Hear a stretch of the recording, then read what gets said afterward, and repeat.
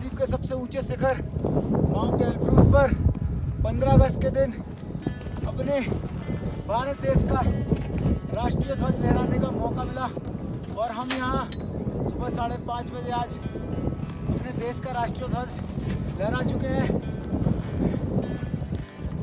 जय हिंद। आज हम आपको एक ऐसे जुनून की कहानी सुनाने जा रहे हैं। हमारे ही जिले के अंकित सेन, जिनको माउंटेन मैन की एक पहचान मिल चुकी है। ये भारत के 11 ऊंचे पहाड़ों पर चढ़ चुके हैं और विदेशों में भी झंडे गाड़ चुके हैं। इनका जुनून है देश के तिरंगे को ऊंचाइयों तक फहराना। पहाड़ों पर चढ़ने का इनका एक शौक और जो जुनून है उस पर हम चर्चा करेंगे। अंकित, नो न्यूज़ ओनली व्यूज़ पर हम तुम्हारा बहुत स्वागत करेंगे। Thank you sir. सबसे पहली चीज़ आती है कि मंझौली जैसी छोटी जगह से एक इतना बड़ा सपना देखने के पीछे कोई ना कोई तो प्रेरणा रही होगी। सभी को नमस्कार, मेरा नाम अंकित सेन है। बेसिकली बहुत छोटे से परिवार से हूँ मैं और मेरे पापा मजदूरी करते हैं और हमारे घर की आर्थिक स्थिति बहुत पहले से ही ख़राब है, क्योंकि दादा के टाइम से ही मतलब कटिंग का काम करना, ये सारी चीज़ें शुरू से चली आई हैं। कोई गवर्नमेंट जॉब नहीं थी किसी के पास। पर जब मैं वहाँ गांव से निकला, पापा मेरे लिए जबलपुर आए और उन्होंने यहाँ पे रिछाई में एकता कास्टिंग में सुपरवाइजरिंग का काम चालू किया और वहाँ से फिर वो बीकल में आज ठेकेदार के अंडर में काम करते हैं, लेबर का। तो उन्होंने मुझे यहाँ लेके आया और बोले कि बेटा जबलपुर चलो, वहाँ पे लोग हैं, स्कूल्स हैं, अच्छे कॉलेज हैं, ग्राउंड वगैरह हैं, तो हो सकता है तुम्हारा आगे करियर बनेगा। 2012 हम जबलपुर आए और जब मैं जबलपुर आया तब मेरे पास पूरी जो कि रनिंग की किट भी नहीं थी। मतलब अगर जूते थे तो शॉर्ट्स नहीं था, शॉर्ट्स थी तो टी शर्ट नहीं थी। मतलब अगर हरी कलर की टी शर्ट पहना है तो लाल चड्डा पहना है, जूते पुराने पहने हैं। तो हम जब ग्राउंड में गए तो पहले बार तो मैं ग्राउंड तो पहुंच गया पर मेरी दौड़ने की इच्छा नहीं हुई। और उस ग्राउंड में जाके लोगों को देखा कि कोचेस बच्चों को ट्रेनिंग दे रहे हैं और अपन को कभी कोई कोच पता नहीं था कि यार स्पोर्ट्स के भी टीचर होते हैं करके। और गाँव में ऐसा कुछ कराया नहीं गया। ये पता था कि दौड़ना है यहाँ से वहाँ, वहाँ से यहाँ, 2 किलोमीटर दौड़ना, 4 किलोमीटर। और 2-4 दिन जब मैं उस ग्राउंड में बैठा रामलीला में, 5वें दिन फिर मुझे लगा कि जाके बात करनी चाहिए बच्चों से और मैं खुद से उनके पास में गया। तो उन्होंने बोला कि हम तो सेंट मैरी स्कूल के हैं और ये हमारे स्कूल की स्पोर्ट्स टीचर हमें यहाँ लेके आती है, वो हमें ट्रेनिंग कराती है और हम यहाँ कबड्डी की प्रैक्टिस करते हैं। 2016 ऐसे ही हम पहुँच गए 2016 में और मैंने लक्ष्मी नारायण स्कूल में एनसीसी ज्वाइन करी और एनसीसी के बाद मेरा बेसिक माउंटेनिंग कोर्स के लिए सिलेक्शन हुआ।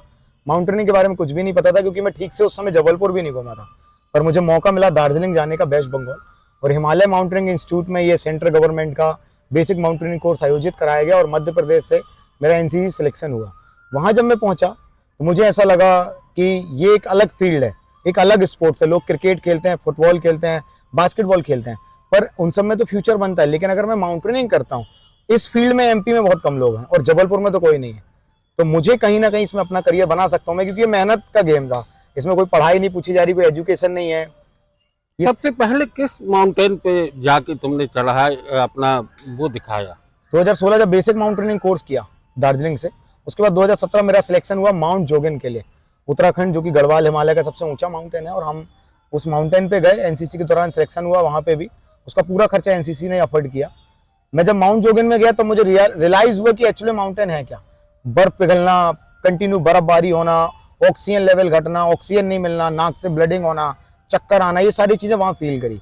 जब हम 17 दिन उस माउंटेन में रह चुके, हमारी पूरी प्रॉपर बॉडी एक्लिमेटाइज हुई। जब बॉडी एक्लिमेटाइज हुई तब मुझे ये पता चला कि नहीं, आगे इसमें बहुत ज्यादा खतरे आएंगे, डेंजर्स आएगा। और रात को 2 बजे हम जब सबमिट करने के लिए चले 21,000 फीट से, तो मैंने ये अपनी आंखों से ही फेस किया कि साइड में हमारे आसपास बॉडियां पड़ी हुई हैं। जब वो बॉडियों को देखा तो अंदर से मनोबल हमारा टूट गया कि हम बहुत छोटे से गाँव से आए हैं, जबलपुर से आए हैं और मैं अकेला हूँ, अपने माँ बाप का मेरे आगे पीछे कोई नहीं है। तो कैसे होगा अगर मान लो मुझे कल कुछ हो जाता है। और वो सोचते सोचते ऐसा हुआ कि मेरे नाक से ब्लीडिंग होने लगी। ब्लीडिंग होने के बाद लगभग 2 घंटे मैंने रेस्ट किया, ऑक्सीजन सिलेंडर लिया। मैं अपने आप को जब रिलैक्स फील किया तब मैंने आगे कंटिन्यू चलना स्टार्ट किया। और उस दिन मैंने ये सोचा कि उस गांव से निकल के आया हूँ, अगर मैं आज यहाँ हार जाता हूँ तो फिर आगे मैं कोई भी माउंटेन नहीं सबमिट कर पाऊंगा। यानी एक जुनून है कि मुझे कुछ करना है। एक छोटे से गांव से निकला हूं और मुझे कुछ ना कुछ अपने परिवार के लोगों को, माता पिता को बताना है कि मैं कर रहा हूं। जी। लगातार कितने पर्वतों पर भारत में आपने माउंटेनिंग की है? मैंने सारे कोर्सेज किए हैं। माउंटेनिंग में जो कोर्सेज होते हैं बेसिक एडवांस, वो दोनों कोर्सेज किए हैं। उसके बाद रॉक क्लाइंबिंग कोर्स किया मैंने स्वामी विवेकानंद माउंटेनिंग से, एडवांस रॉक क्लाइंबिंग कोर्स भी किया है। 2021 मैंने टारगेट बनाया कि मैं माउंट एवरेस्ट तो जाऊंगा, बल्कि माउंट एवरेस्ट के साथ विश्व के जो 7 महाद्वीप हैं वहां भी पहुंचकर भारत का राष्ट्रीय ध्वज लहराऊंगा। और 2023 जनवरी में मैं अफ्रीका महाद्वीप माउंट किलिमंजारो, जो कि मेरा पहला महाद्वीप मेरे जीवन का जो स्टार्ट हुआ, और मैं अफ्रीका माउंट किलिमंजारो पहुंचा, भारत का राष्ट्रीय ध्वज लहराया। और उसी के स्टेला पॉइंट पर मैंने 350 फीट का भारत का राष्ट्रीय ध्वज लहराया। कितनी ऊंचाई थी उसकी ऊंचाई थी 5895 मीटर, काफी ऊंचाई थी। हाँ, मतलब तो और क्या कुछ परेशानियां? रात को 2 बजे, हम माउंटेन अपने आप में चैलेंज है, जब हम रात को 2 बजे उसको क्लाइंब करने निकले तब बहुत तेज हवा थी। और अफ्रीका का माउंट किलिमंजारो के आसपास और कोई माउंटेन्स नहीं है, वो खुद में एक ज्वालामुखी टाइप का है। तो उसमें जब हम चढ़ रहे थे उसकी रेत फिसल जा रही थी। अगर हम 200 मीटर चढ़ रहे थे तो हम 100 मीटर रिटर्न आ जा रहे थे। वो संघर्ष हमारा सुबह 7 बजे तक चला। 8 बजे जब हम टॉप में पहुंचे तो मुझे काफी खुशी महसूस हुई, और वहां पे हम भारत का एक 350 फीट का तिरंगा लेके गए थे। और मेरा Asian book of record, Indian book of record और इंटरनेशनल बुक ऑफ रिकॉर्ड में भी नाम दर्ज है। उस 350 फीट तिरंगे को हमने वहां फहराया स्टेला पॉइंट पर, और उसके बाद हमने होरू पिक में अपना भारत का झंडा फहराकर यही मैसेज दिया कि जय हिंद जय भारत, मेरा जबलपुर मेरी शान। उसके बाद फिर 15 अगस्त को मैंने दूसरा टारगेट लिया उसी साल कि मैं अब नेक्स्ट महाद्वीप को सबमिट करता हूं, और मैंने यूरोप महाद्वीप का सोचा। यूरोप महाद्वीप की मैंने तैयारी चालू करी, और 15 अगस्त को मैं माउंट एल्ब्रूस, यूरोप महाद्वीप का ऊंचा माउंटेन है, वहां पहुंचा और हमने 15 अगस्त को राष्ट्रीय ध्वज लहराया।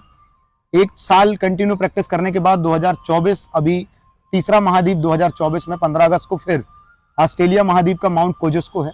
अभी मैं वहां पे कुछ दिन पहले ही भारत का राष्ट्रीय ध्वज लहरा के आया हूं, और अब 4थे महाद्वीप की तैयारी कर रहा हूं। मेरा यही सपना है कि मैं विश्व के 7वें महाद्वीप में भारत का राष्ट्रीय ध्वज लहराऊं।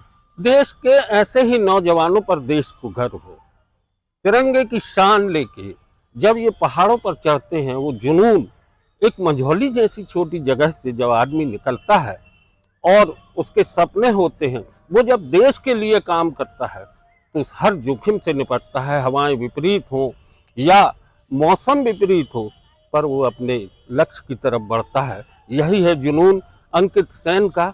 और अंकित सेन को हम बहुत सारी शुभकामनाएं दें। उसके पहले एक और बात बता दें कि ये ब्रांड एम्बेसडर हैं स्वच्छता के। लोकसभा विधानसभा से भी इनको जिले का ब्रांड एम्बेसडर बनाया गया है। अंकित, दर्शकों की तरफ से, नो न्यूज ओनली व्यूज की तरफ से बहुत सारी शुभकामनाएं।